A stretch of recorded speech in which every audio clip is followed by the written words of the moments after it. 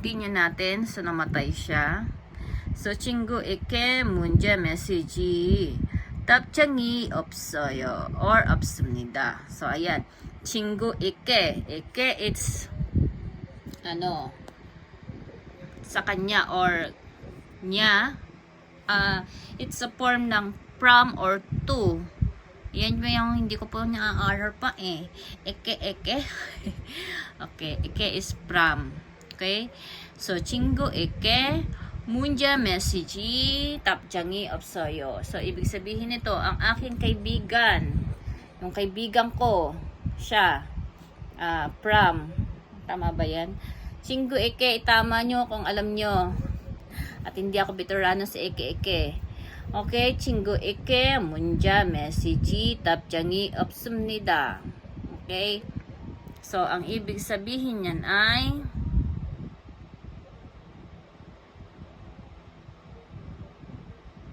okay, so ang ibig pong sabihin niyan, ang aking kaibigan, 문자 is message.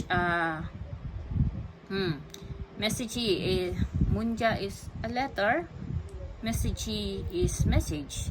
답장이 is response. 없습니다 is wala. So, ang pinaka-meaning niyan ay, ang aking kaibigan ay walang response sa aking message. Am I right? Sige, gamit tayo na naman ng translation kasi nga magaling tayo. Hunja-hunja lang. Hindi tayo magaling sa Korean. No? So, wag tayo magpaka, genius-geniusan dito. Again. 친구에게 문자 메시지 답장이 없습니다. Yun. So, sabi niya doon, wala daw response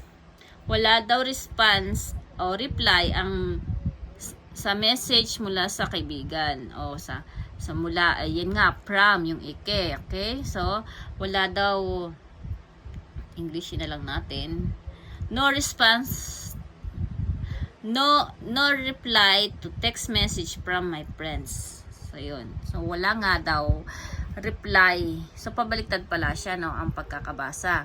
O, so, wala daw reply, tapjang reply sa message mula sa aking kaibigan. Okay? Pag ganun kasi ang translation daw niyan, ha? Is on my teacher long ago. Chanes. O, tandaan yung spelling. Okay. So, next one. So, tayo naman ang magtatagalog. Okay. So, paano sabihin ang ringtone ng Sifi ay maingay? Kanina sinabi yun. Paano sabihin siya? So, ayun. 전화 벨소리가 시끄러워요. Again, 전화 벨소리가 시끄러워요. Okay, next. Ang battery ng CP ay lobat or ang cellphone ko ay lobat. In Korean ay ulitin ko, ang battery ng cellphone ko ay lobat or lobat ang cellphone ko. In Korean ay ayun. 휴대전화 벨소리가 없습니다 or 없어요. 다시 한번. 휴대전화 벨소리가 없어요. So, tandaan ang spelling. Okay, next spellingin na din natin, ha.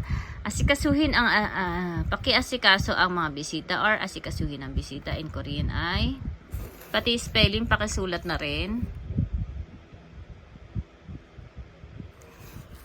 1, 2, 3. Okay, ito siya. 손님을 대접하다 or 대접해요. 대접하세요. 대접해 주세요. Okay? 손님을 대접해요. Okay, next one ay imbitahin ang bisita with spelling. Pakilagay, please. imbitahin ang bisita in Korean ay so ito siya. 손님을 초대하다.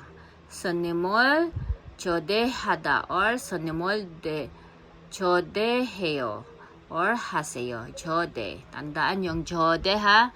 J na cha. Tandaan yung spelling. 손님을 초대해요. Okay? So next.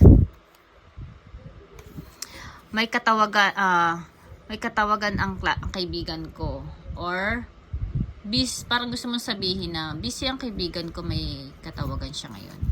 Nari may nagtanong nga na busy siya. Ay, nasaan siya? Sasabihin mo may katawagan siya. In Korean ay pati spelling. And 1, 2, 3. Alright, so 친구가 통화중이에요. Middle of call. Nasa middle siya ng middle of call. Okay, 친구가 통화중이에요. So next tayo, walang response ang kaibigan ko sa aking message.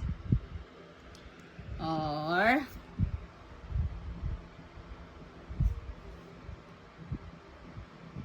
walang response in Korean. Walang reply ang kaibigan ko. Walang reply sa message ko ang aking kaibigan. Okay, in Korean ay pati spelling. So in Korean siya ay 친구에게 문자 메시지 답장이 없습니다. or 없어요. Okay? So 다시 한번 친구에게 문자 메시지 답장이 없습니다. Alright.